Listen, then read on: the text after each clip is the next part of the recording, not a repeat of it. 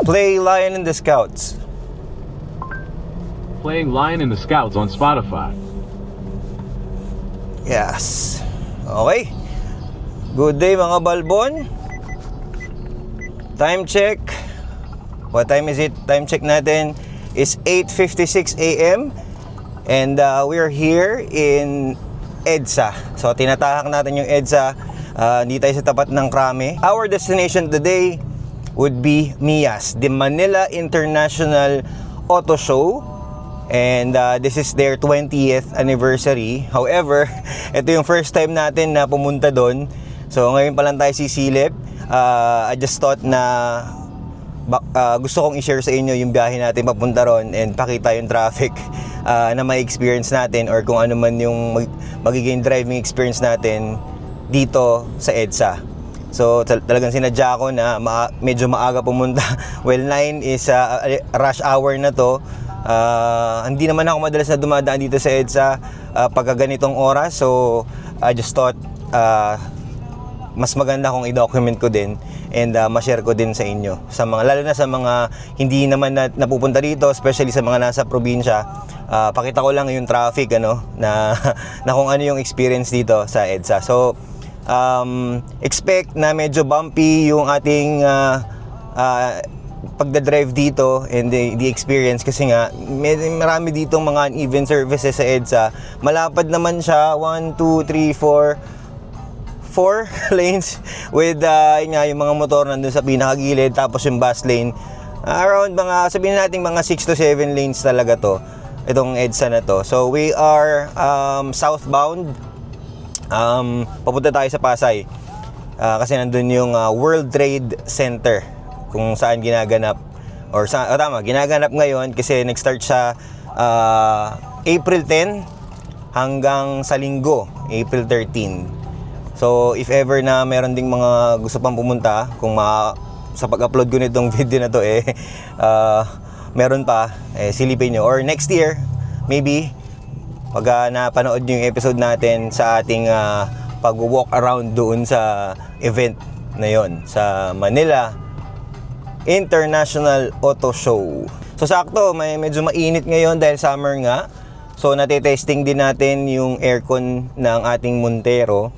Madami din nagtatanong sa atin kung Calsonic na daw ba to o hindi, since ayun yung brand ng Nissan, 'di ba? So sa mga natanggap natin halo mixed may mga nagsasabi yes, it's Calsonic na, may nagsasabi hindi pa.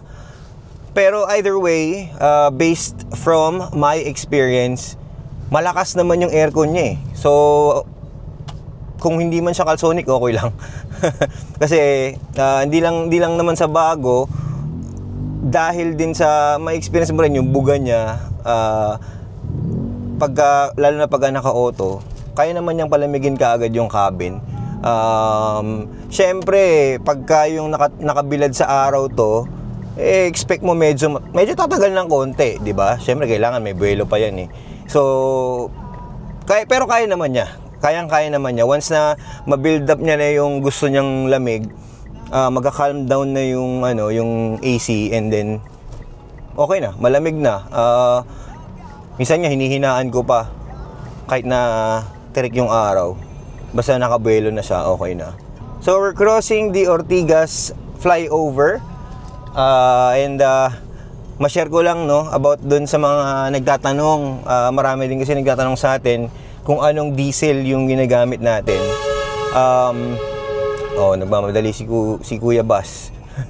Marami nang natanong sa atin about sa diesel na ginagamit natin dito. So, na-curious din ako at gusto ko din talagang ma-experience at malaman para pagka nag-share ako sa inyo, at least meron na akong first-hand experience doon. Tinesting ko last month yung diesel na regular, yung kulay green sa Petron. Testing ko siya for a month na ayun lang yung ginagamit ko.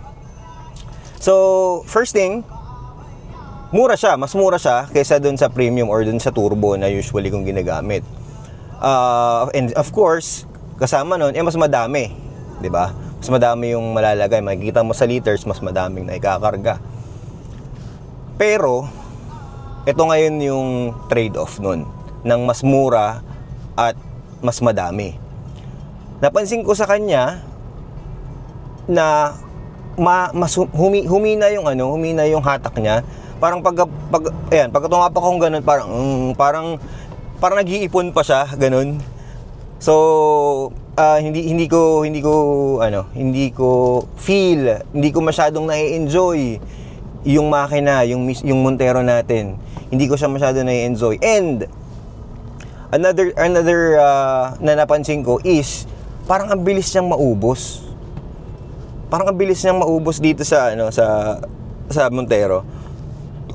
I feel like mas malakas kumonsumo yung Montero natin versus dun sa mga panahon na naka-turbo diesel tayo. So ayun yung mga napansin ko. And of course, kung tatanungin niyo naman ano naman ang experience ko sa turbo diesel, mas pino yung takbo ng ating sasakyan, mas malakas yung makina, at least on what I feel about it. Mas malakas siya, and I feel like mas sulit yung sunog. Maganda yung sunog means mas efficient siya. So mas tipid. Ayun yung napansin ko, parang mas tipid siya. Kahit na mas mahal. Alam ko contradicting, pero mas mahal siya, pero pagdating naman sa pagsunog nung mismong diesel nitong makina na to, mas efficient, and ibig sabihin mas tipid sa diesel to pagka naka turbo diesel. So well, that's just what I observed, and sharing lang naman ako ng information sa inyo. So ayun yung ating observation there. Dito na tayo sa tapat ng Mega Mall. So hindi ko malaman kung ilalim ba tayo o ano, pero sige, pila na lang tayo dito. May mga pagkakataon kasi na dito, may kailangan ka pang tiyempo dito eh. Minsan dito ka sa ibabaw mas maganda, minsan dito ka lang pumila ka lang. Dito tayo, underpass na tayo mga balbon. Previously ginagamit natin is the Insta360 X3. Single lens yung mode na ginagamit natin doon. However, on this episode, gamit natin yung bago nating camera, DJI Pocket 3. So, ayan, ganyan yung quality niya dun sa low light na dinaanan natin, and then adjusting dito sa light condition natin na mas lumiwanag na. So, ano bang masasabi niyo sa camera natin ngayon? So, sinasabay na rin natin yung testing ng camera natin with this PPOV. Ayan. PPOV stands for Passenger Point of View. Di ba? Kasi sinasabi sa akin na nakaraan, hindi naman POV yan eh. Kasi nga daw, kailangan daw ang POV daw, tulad dito sa akin, kita dapat daw yung gauge dito sa harapan. Wala. Sinusubukan kong mag-setup ng ganun. Wala akong makitang magandang setup for the DJI na Pocket 3 eh. So, yan, dyan na lang ulit ako nag-mount. So, gamit natin na mount nga pala is yung kasama sa motorcycle bundle ng Insta360 na kinabit natin sa headrest, dun sa stem ng headrest. So, improvise lang din tayo ng konti dyan. So, I'm not really sure if the angle is maayos. However, I'm just trying to test it as well. So, pasensya na kayo kung iba yung itsura. Kung medyo magulo yung angulo. Pero ayan, medyo lumuluwag na dito sa part na to. Dito na tayo sa bandang Boni. We're approaching Boni. Mandaluyong to, Mandaluyong. So, ayan, medyo lumuluwag ng konti.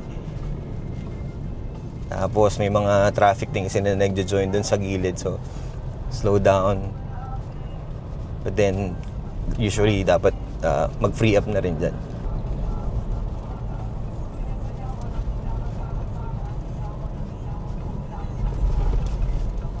Yun, yung mga ganun lubak, walang problema. Hindi naman siya yung matagtag.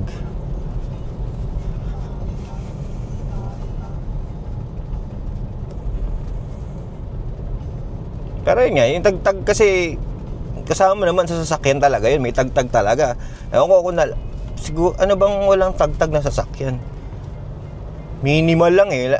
Kumbaga laging may tagtag eh. Hindi naman pwedeng wala eh. Meron lang talagang mga sasakyan na may magagandang mga luxury cars na lalo na yung mga sedan. Mas magagaang. At saka mas magaganda yung suspension nila. Pero meron pa rin nararamdaman na ano yun sa loob. Hindi pwedeng wala. An even surface talaga dito sa metro. Kaya dapat tanggap mo na yan. Ganun talaga sa mga sasakyan. Kahit nga aeroplano, may tagtag pa rin yun pagka may turbulence, di ba? So, hindi talaga din ako fan ng mga, yun, kasabi, tagtag yan, matagtag yan, no? Tsaka yung mga nagsasabi na, ang lakas ang gasolina niyan. Hindi. Kung kumuha ka ng sasakyan, di ba? Eh, dapat kasama na dun yung pagtanggap na talagang gagastos ka sa gasolina dahil ang mahal ng gasolina. So, yung comfort na gusto mo, eh meron talagang kapalit na ganun, sakripisyo, di ba? So, kakalagpas lang natin ang Guadalupe.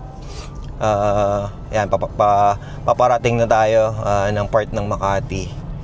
So, yun, medyo lumuluwag na rin dito. Itong bus lane na to, ayan o, sinasabi nila parang gusto nilang alisin. Pero tingin ko, para sa akin naman, okay lang yan. Para sa mga commuters, okay yan. Meron silang sariling daan para mas mabilis. Na-experience natin yan before na nagko-commute tayo. Na sobrang hassle talaga. Lalo na pagkakasabay itong mga private vehicles din. Karambola talaga. Maya may kumakat na gano'n na bus. So okay na rin yan. Ewan ko lang kung i-retain nila yan dun sa nababalita na rehabilitation nitong EDSA. Napanood ko kasi yung bagong DOTR na secretary, si Vince Dizon ba yun?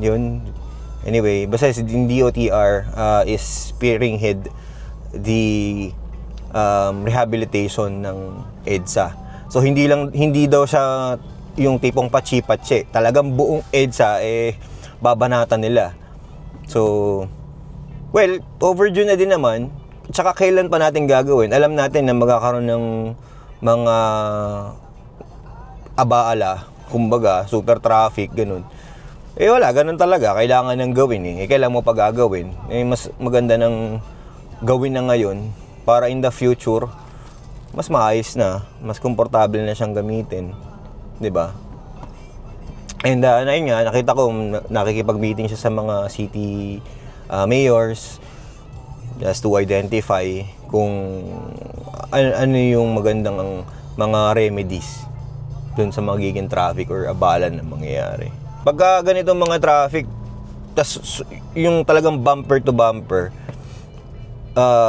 syempre medyo may discomfort ka din na mararamdaman naman. Pero hindi siya ganun ka, hindi naman matigas yung clutch Kumbaga, syempre, maano ka din. Meron ding pagkapagod pagka mga traffic na ganito. Pero pagka sanay ka na talaga sa manual, hindi mo naman mapapansin yun Ito, hindi man ako nangangalay. Sakto lang naman yung clutch na kasi. Hindi naman matigas. And then nga, hydraulic kasi to. May rami din nagtatanong sa atin kung about sa clutch, kung mabigat, sa biting point, ganyan. Hindi kasi ito katulad ng mga sasakyan, ng mga sedan, katulad din ng Ertiga ko. Ano siya cable type. Kaya mas magaang siya kaysa dito. Ito kasi hydraulic type. Similar siya sa mga jeep. Yan, sa mga jeep, hydraulic yan. Yung jeep, mga truck, ganun. Ganun yung nito. Ganun yung clutch nito. Pero syempre, mas magandang klase. At saka mas malambot to kaysa dun sa mga yun. 'Di ba? Pero ayan, ganun yung difference sila. Kable at saka ito may liquid na component na ayun nasa loob nung system na yun, nung aparato na yun para mag-pump dun sa clutch. So yun po yung difference nun. Kaya yung sa mga nagtatanong po about that, mag-a-adjust talaga kayo.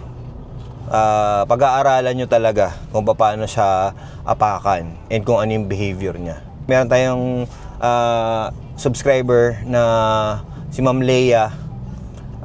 Shoutout Ma'am Leia. So, naghahanap, initially gusto niya nito ng Montero. However, na nag-test drive siya, nakapag-test drive siya, medyo nailang siya sa mga pataas, parang natatakot siya, baka, alam mo yun, baka pumatras siyang ganun. So, hindi niya. So, hindi niya nagustuhan, so lumipat, naghahanap siya ngayon ng ibang sasakyan. So, I would suggest siguro kung talagang decidido kayo, kung hindi kayo open about dito sa clutch nito na napag-aralan or hindi kayo komportable, well, wag kayong tumuloy. Pero kung gusto nyo talaga yung manual transmission and yung price point nito, definitely do it. Bumili na kayo. Hindi natin alam kung hanggang kailan merong ganito. So ako, I believe na pagdating ng panahon, magiging rare tong sasakyan ko na to, and I will truly treasure it and enjoy it hanggang kaya ko na gamitin to. Kasi, well, in time, baka mapunta rin to sa anak ko. Pero, ayun, ang sarap kasi niyang gamitin, ang tulin. So, enjoy ko siya, sporty. Yung itsura kasi talaga ng Montero is, kaya ang Montero Sport is sporty talaga, 'di ba? Mas naging sporty talaga siya, tsaka yung naging selling point talaga sa akin nga nito is tong manibela. Hindi katulad nung last year, nung facelift na 3.75, yung matambok yung dito. So, hindi ko trip yun. So, nung ginawa nila to, sabi ko, ayun na. Sa pool na. Sa pool na yung gusto ko. So, ayan, diniretso ko na. Okay, kuha na ako yan. Tapos, yung price point niya, ang ganda ng discount. Within 5 years. Within 5 years, magkano na yung mga SUV? Kung tutuusin nyo, magkano na ngayon ang mga SUV? 2 million na yung mga top of the line. Mahigit, 2.5. So, I believe until now, until today, after 4 months, 5 months, still pa rin talaga para sa akin to. Magandang decision na kumuha ako nitong Montero. Kung mapapansin nyo, meron tayong wire na pasabit-sabit dito na pagalaw-galaw dyan sa gitna. So, ikinabit na rin natin kasi yung libre na dashcam nabigay sa atin ni John sa dealership nung kinuha natin to. Hindi ko lang talaga, ito lang inilagay ko, hindi ko nilagay yung sa likod na camera just because ayoko lang talaga ng magpagapang ng kable doon. And I feel like this front camera should do it. Mas safe na rin na meron kang ganyan. So recording naman yan. Every time na ino-on mo yung sasakyan, swerte meron akong spare na SD card, sinalpa ko na lang dyan, tapos finormat ko, and yun na, dire-diretso na siya nagre-record every time na nag-on ka ng sasakyan. Hindi na tayo sa Ayala underpass. Ito, didilim na naman, so low light. Tignan natin kung anong datingan ng low light ng ating okay, pero buksan natin yung ilaw. Yan, bukas tayo ilaw konti. O, anong itsura natin dyan sa screen.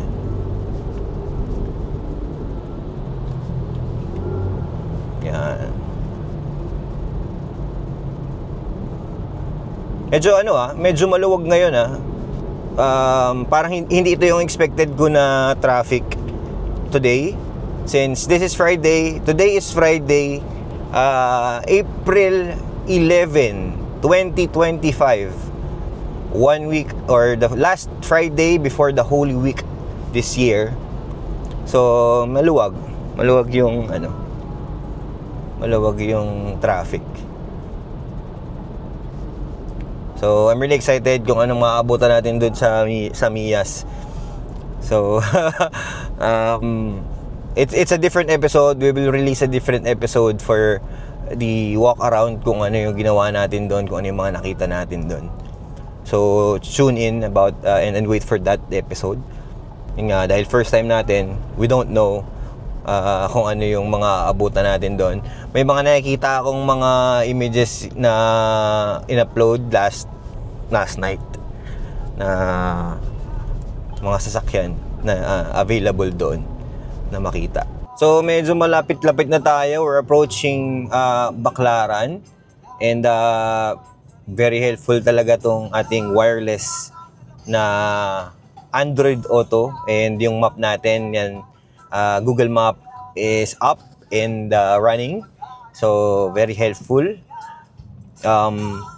Yung mga nagtatanong, so lalagay ko ulit yung link dun sa device, yung XUDA na device. Option 1 sa Shopee yan. Alam Shopee yung, basta yung option 1. Alam, Lazada nga ba o Shopee? I'm not really sure. Nalimutan ko na. Pero lalagay ko na lang yung link. And ayun nga, ano naman siya, mura lang, around 1,000 pesos. Wireless ka na. Hindi ka na magwa-wired. Connection, Bluetooth, tsaka naka-open lang yung Bluetooth mo, tsaka yung Wi-Fi mo. Solve ka na. Ayan, katulad niyan. Kikita mo na. Tapos, kung gusto mo ng Spotify, meron. Kung gusto mo ng calls ng phone mo, makikita mo dyan. Kung gusto mo ng Teams, kung nagtatrabaho ka and you're driving, meron kang meeting, pwede din. So, very convenient siya, yung wireless na device na to. Diba? So, ito lang yung phone ko, nandito sa cup holder. So, saksakan ko na lang ng charger. Okay na. Hindi na ako tumitingin sa cellphone ko. Diba? And, patawid na tayo ng Baclaran.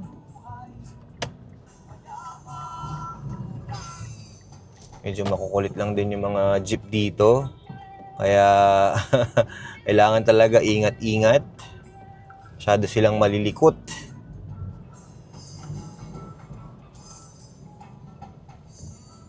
Eh, di naman natin sila masisisi din dahil naghahanap buhay sila. Galing din naman ako dyan. Nag-conductor din ako dati sa jeep. At alam ko yung hassle ng pagbabiyahe. Hustling yan eh. Diba? Pagkatrabaho din yan eh. So, they're just trying to earn a living. Kailangan mo lang talaga habaan pasensya mo. Especially, siyempre, dito sa kalsada. Diba? Ito na, lapit na tayo. Paglagpas natin dito sa stoplight na to, konting stoplight na lang. Puro stoplight na dito eh.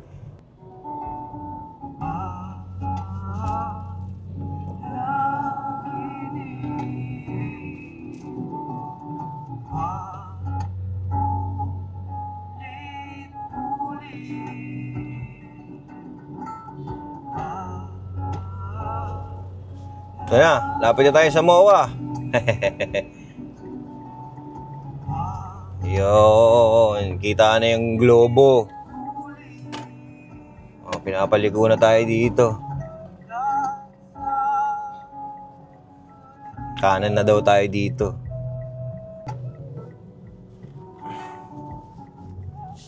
Yun, open banat. Woo! Diretso lang ang mga aksyon.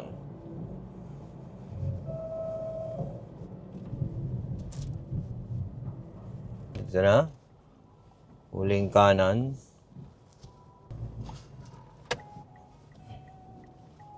Pasok, boss. Ayan. Dito na ata. Ito na nga. Nakikita ko na yung mga sasakyan. More parking at CC parking in front of WTCM. Ayan, ang daming tao. Wow. Tanong tayo sa ating mga magigiting na mga gwardya. Sir, parking? Parking. Sir, sa windshield po sir, sa tapat po. Sa kabila. Dadaan ako dito. Mayroong exit. Yan po, exit. Okay. Ikot po. Kaliwa. Thank you.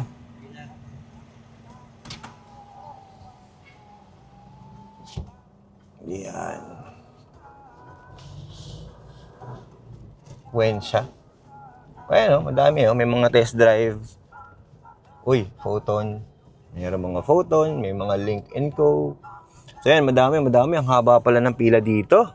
Daming tao. Buti na lang. Medyo maaga-aga tayo ng konti. Makikisingit lang tayo ng konti dyan. O paano mga balbon, hanap muna ako ng parking. Salamat sa pagsama sa akin ngayong umaga. And I hope everybody is doing okay. So, sa susunod na mga episode, see you mga balbon. Tara! Sa tagumpay.